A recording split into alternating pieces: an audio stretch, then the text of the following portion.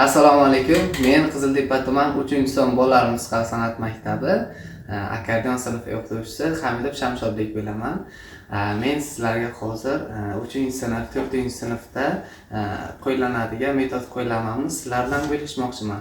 Keling, hozir sizlar bilan 3-sinf, 4-sinfda o'quvchilarimiz chaladi asarini chalishsa, shuni allegro ketadigan tem joydan chalishda qiynalishadi. Shuni sizlarga stakatta yordamida chalib beraman. Marhamat.